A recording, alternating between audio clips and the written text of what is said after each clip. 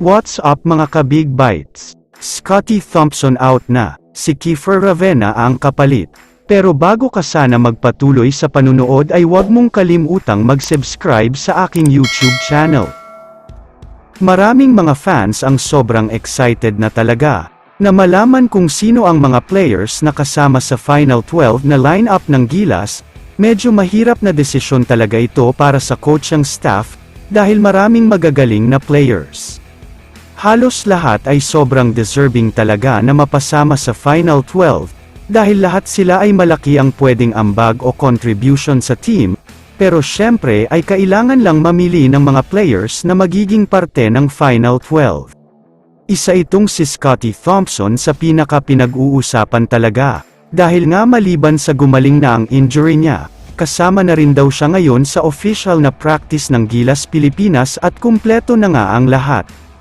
Pero karamihan sa mga fans ay iba-iba ang mga opinyon tungkol sa posibleng pagpasok ni Scottie Thompson sa Final 12, ang iba ay sinasabing deserving si Scottie dahil siya lang ang tanging legit point guard ng Gilas.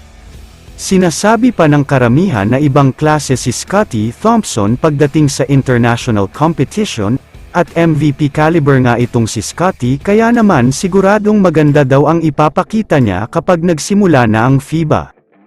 Pero ang ilan naman sa mga fans ay hindi sang-ayon na makapasok si Scottie sa Final 12, dahil maliban sa matagal itong nagkaroon ng injury at hindi nakapaglaro ng basketball, hindi rin siya kasama sa mga practice kaya wala talagang chemistry. Pero ayon naman sa mga source, mukhang mas pipiliin daw ng Gilas Pilipinas itong si Kiefer Ravena kesa kay Scottie Thompson. Sa katunayan pa nga ay sinabihan na daw si Ravena na maghanda dahil siya ang magiging point guard ng Gilas. Hindi pa official ito, pero sobrang laki daw talaga ang chance na hindi kasali si Thompson sa Final 12, dahil nga matagal siyang hindi nakapaglaro, kakagaling lang sa injury at hindi pa talaga nakakondisyon ang katawan niya.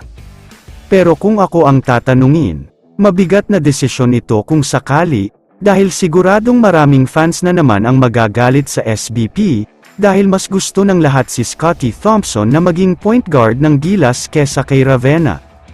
Pero hindi din naman natin masisisi ang SBP kung gagawin man nila ito, dahil malaking sugal talaga kung isasama nila si Scottie sa lineup, dahil matagal siyang nagkaroon ng injury at hindi naglalaro ng basketball, malaking sugal talaga ito. Kaya naman kung kayo ang tatanungin, sino sa tingin nyo ang mas deserving? I-comment mo naman ang opinyon mo tungkol sa tanong na ito. Dito na muna nagtatapos ang video na ito. Maraming salamat sa panunood mga ka-Big Bites. God bless sa inyong lahat.